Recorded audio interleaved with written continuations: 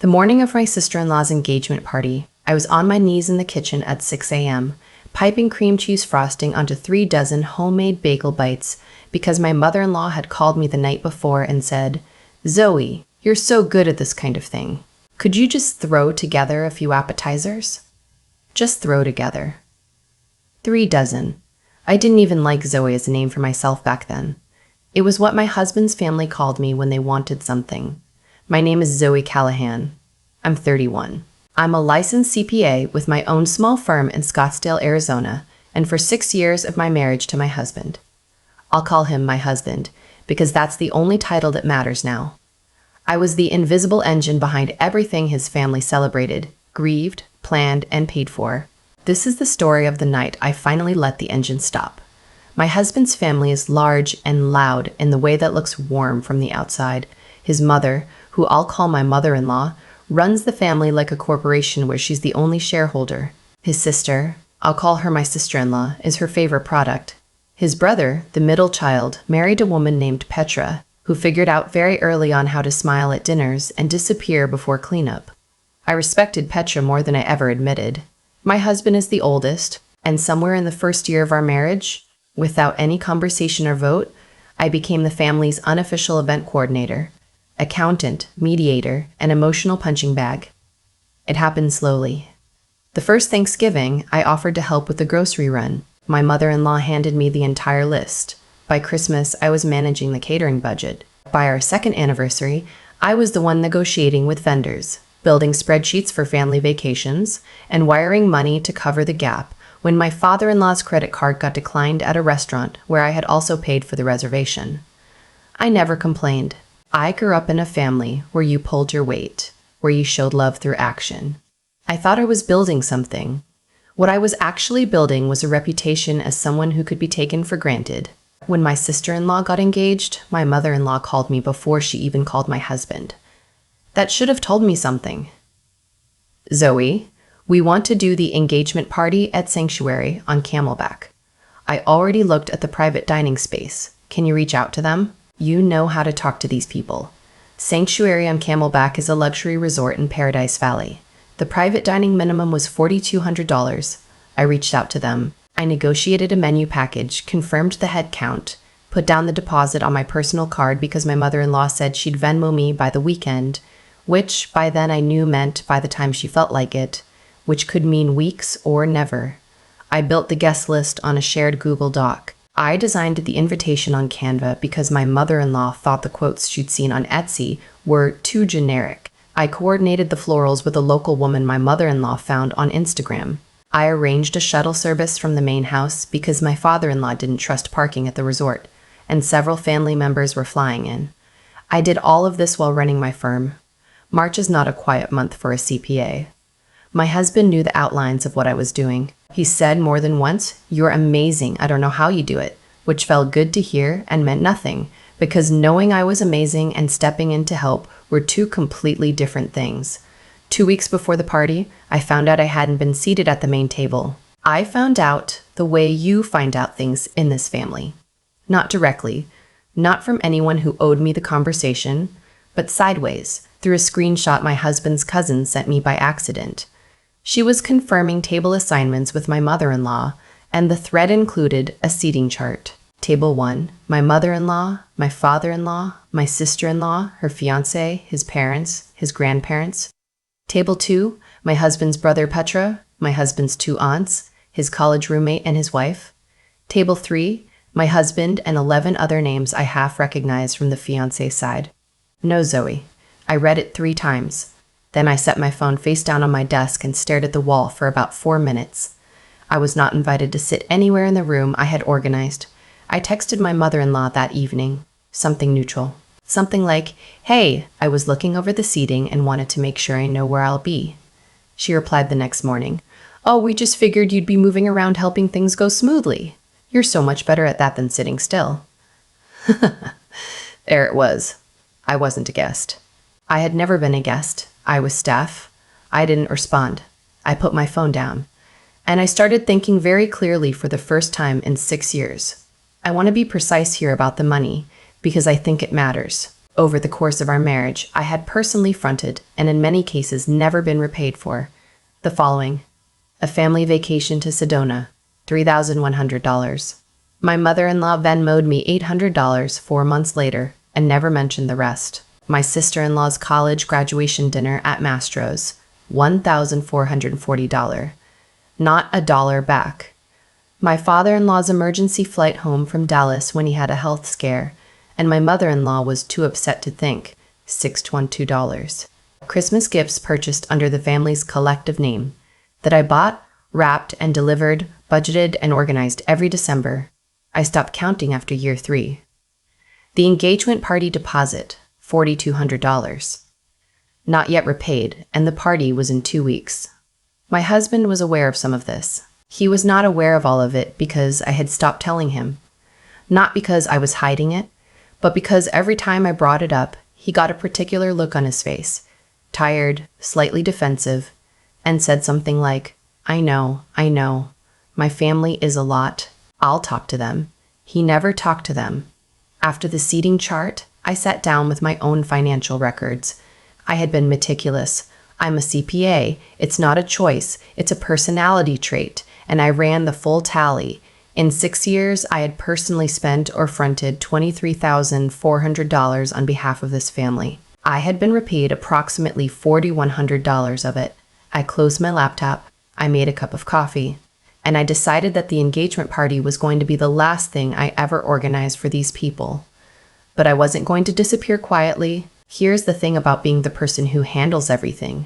You are also the person who can unhandle everything. I had access to every vendor, every booking, every confirmation email. My name was on the deposit. My card was on file. I had the login for the shuttle service, the direct line to the sanctuary event coordinator, the contact for the florist. I didn't do anything immediately. I gave myself a full week to be sure. I kept showing up to text threads, kept responding to my mother-in-law's questions about the centerpiece height and whether the fiancé's grandmother had dietary restrictions. I was pleasant. I was thorough. Inside, I was building a very quiet exit strategy. The Thursday before the Saturday party, I had a conversation with my husband. I told him what I had found, the seating chart, the text from his mother, the full financial tally. I put the spreadsheet on the kitchen table. I told him I needed him to hear me out before he said anything. He sat across from me and he was quiet for a long time after I finished. Then he said, Zoe, I had no idea it was this much. I said, I know. He said, this isn't right. She can't just, you're my wife. I said, I know. He said, I'll call her tomorrow. We'll fix the seating. She'll reimburse you. And I looked at him and I said, we're past fixing the seating. He didn't understand yet. He would eventually. Friday morning, I called the sanctuary event coordinator. Her name was Melissa, and she had been genuinely lovely throughout this whole process. I apologized to Melissa before I said anything else. I told her there had been a family emergency and the party would need to be canceled. Melissa was kind. She walked me through the cancellation policy. Because I was outside the 48-hour window by 2 days, I forfeit the deposit. I told her I understood. The $4,200 was gone and I had accepted that. What I would not do was spend $1 more on an event where I was considered furniture. After Melissa, I called the shuttle company. Same story. Family emergency, cancellation, small fee, fine. The florist was the hardest call because she was a one-woman operation and I genuinely didn't want to hurt her. I offered to pay her a $150 cancellation fee out of my own pocket, above whatever her policy required, because that felt right. She was gracious about it. Then I sent my mother-in-law a text. It said, I need to let you know that I've had to step back from the party planning due to a personal situation. I've canceled the bookings I had in my name. I wanted to give you as much notice as possible. I hope the day goes well. I turned off read receipts. I put my phone on Do Not Disturb. I drove to a coffee shop in Tempe that I'd been meaning to try for months, ordered a lavender latte, and opened a book I'd been trying to finish since January. It was 10:47 in the morning. The party was supposed to start at 6 p.m. I found out what happened in pieces, the way you find out things from people who feel guilty about being entertained by a disaster they're also participating in. My husband's cousin, the one who'd sent me the seating chart by accident, called me that evening. I almost didn't answer. I picked up because she'd always been decent to me, and because I was curious. She said, "Zoe, okay, so." The family had arrived at Sanctuary at 5:45. The event coordinator at the front desk had no record of their reservation. When my mother-in-law explained there must be a mistake, the coordinator looked up the booking, confirmed it had been canceled that morning, and expressed her sympathies.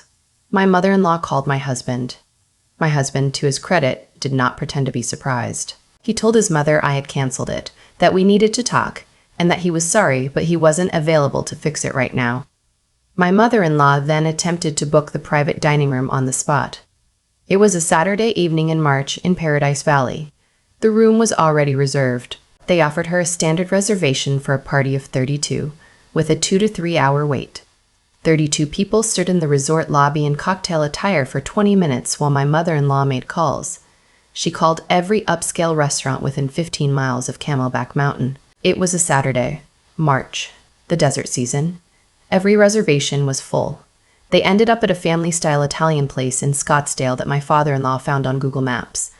It had a party room that could seat 30. The other 2 guests, the fiancé's grandparents, were given chairs at the end of a table that jutted into the hallway. There was no shuttle. People had to arrange their own rides at the last minute. My father-in-law, who doesn't like driving in the dark, had to call a lift. The flowers never arrived. My mother-in-law called me 11 times that evening. I didn't answer any of them. My sister-in-law texted me, "I can't believe you did this. This was my night." I typed and deleted 4 responses. The one I finally sent was, "I hope you had a wonderful celebration." I meant it actually. I bore no real ill will toward my sister-in-law. She'd been raised in the same family I'd been married into. She'd learned the same lessons I'd been expected to unlearn about whose time was valuable and whose wasn't. That wasn't entirely her fault. My father-in-law never contacted me. He was the one who surprised me most, because I thought at some point he might reach out and say something decent. He never did. I stopped expecting it. My mother-in-law left me a voicemail that night that was 12 minutes long. I listened to it once, the following Monday, with a glass of water in my hand like I was preparing for something. It cycled through several emotional registers: shock, hurt, accusation, self-pity, a brief and unconvincing note of reflection, before landing on the message that had always been underneath everything she'd ever said to me, that I had embarrassed the family. Not that she had excluded me. Not that she had taken $23,000 from my household. Not that she had treated me as hired help at my own family's events. I had embarrassed the family. I saved the voicemail for my attorney. My husband and I had a lot of conversations in the weeks after. Difficult ones. Ones that required both of us to be honest about things we had been very comfortable not examining. He hadn't known the full financial scope. He hadn't wanted to know, which is different from being innocent, and he was honest enough with himself to say so eventually. He'd let the arrangement continue because it was convenient, and because it cost him nothing, and because I had never drawn a line. I wasn't blameless in that either. I had kept absorbing because I believed that was what love looked like. I had confused endurance with devotion. We're working on it. That's all I'll say about my marriage, because it belongs to us and not to this story. What I will say is that I filed a demand letter for repayment through an attorney, $19,300, representing the documented unreimbursed personal expenditures over 6 years. I have receipts. I have Venmo records. I have email threads where I confirmed payments. I am a CPA. I keep everything. My mother-in-law called it outrageous. Her attorney called mine and suggested we were mischaracterizing family generosity as financial obligation. We'll let a mediator sort it out. I want to say something about what happened inside me the night of that party, while I was sitting alone in the coffee shop, and then later at home in a bath. I actually finished for once, without anyone knocking on the door to ask where the extra napkins were. It wasn't triumph exactly. I want to be honest about that, because I've heard people describe revenge as this clean, electric thing, and for me it wasn't quite. There was relief. Enormous relief. The kind you feel when you've been holding a position for so long, your muscles have started to shake, and finally, you just let go. But there was also grief. For the version of my marriage I'd believed I was building, for the years I'd spent trying to make people love me by being indispensable, when what I actually wanted was to be loved for just being there. Those are not the same thing. I know that now. I think about the woman at the start of all this, kneeling on the kitchen floor at 6 a.m., piping cream cheese onto bagel bites she was going to drive to someone else's party and arrange on a platter and probably never be thanked for. I think about how certain she was that this was what it meant to be good. She wasn't wrong to want to give. She was just giving to the wrong people in the wrong direction and calling it love. The engagement party, from what I heard, was actually fine. The Italian place had decent food. Someone found balloons. My sister-in-law and her fiancé got engaged in a family that loves them, even if it occasionally expresses that love by making other women carry the weight of it. I hope they have a good marriage. I hope they have a good marriage. I hope the wedding planner they hire gets paid up front, in full, in writing. I'll be honest. When I heard they'd asked Petra to help coordinate the wedding, I laughed for about 30 seconds straight. Alone in my car, in a parking lot, just laughing. I texted Petra a single emoji, a small candle. She texted back a fire extinguisher. We understand each other. I'm not the same person I was the morning of that party. I don't say that dramatically, it's just true. Something clarified. I stopped measuring my worth in what I could produce for other people. I started, slowly and imperfectly, understanding the difference between generosity freely given and generosity extracted by people who knew you'd give it. I still run my firm. March is still brutal. I still bring food to things. I actually enjoy cooking when it's not an obligation. I just don't kneel on the kitchen floor at 6 a.m. for anyone who doesn't know my name when they don't need something from me. That's the whole thing, really. That's the whole story. If you've ever been the person in your family who handles everything, who makes the calls, who fronts the money, who shows up early and leaves last and gets thanked by being handed more to do, I want you to know something. You are allowed to stop. Not in anger, not with a speech. You can just stop. Cancel the reservation. Let the flowers go. Sit alone in a coffee shop with a lavender latte and finish the book you started in January. The table they didn't save you a seat at? You don't have to set it anymore. I've thought a lot about what it actually takes to reach a breaking point. Not the dramatic kind you see in movies. Someone flipping a table, making a speech, walking out to applause. The real kind is quieter. It looks like a woman sitting at her desk at 10 p.m., opening a spreadsheet, and finally letting herself see what she's been refusing to add up for 6 years. That's where it started for me. Not with anger, with math. I think there's something important in that. The fact that clarity came first, before the emotion did. I had spent so long operating on feeling, on the belief that if I just gave enough, worked hard enough, showed up consistently enough, the people around me would eventually see me. What I didn't understand is that some people are not looking. Not because they're cruel necessarily, but because nobody ever made them look. Nobody ever stopped making it easy for them not to. Zoe. The version of me at the beginning of the story had confused being needed with being valued. I thought they were the same thing. They are almost opposites. Being needed means someone requires something from you.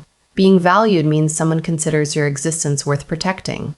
My mother-in-law needed me the way a restaurant needs a dishwasher. She did not value me the way a family values one of its own. The seating chart said everything she never would. What I did, canceling the bookings, stepping back, letting the night unfold without my hands underneath it, wasn't revenge in the way people usually mean it. I didn't want them to suffer. I wanted to stop suffering. Those are different motivations, and they lead to different outcomes. One keeps you tangled in someone else's story. The other finally starts your own. The intelligence piece of this, the part I wish someone had told me earlier, is that knowing your worth is not the same as feeling it. I knew, on paper, that I was competent. I had a firm, I had clients, I had receipts going back 6 years. But I didn't act like someone who believed her time had value because I kept donating it to people who treated it as free. Intelligence without boundaries is just capability someone else gets to use. Wisdom is knowing when to close the account. And the endurance part? That's the one nobody talks about honestly. It takes more courage to stop than to keep going. Keeping going feels like strength because it's active, because it looks like sacrifice. Stopping feels like loss. But sometimes what looks like loss from the outside is actually the first decision you've made entirely for yourself in years. Sitting alone in that coffee shop with a lavender latte and a book I'd been meaning to finish since January, that was not defeat. That was the first genuinely free afternoon I'd had in a very long time. What I know now that I didn't know then is this. The people who take the most from you rarely notice when you stop giving. They just find another source. And the people who actually love you, they notice immediately and they show up. That distinction is everything. It tells you exactly where you are in someone's life and exactly where you should be in your own. I'm not the woman on the kitchen floor at 6 a.m. anymore. I'm the one who finally finished her book,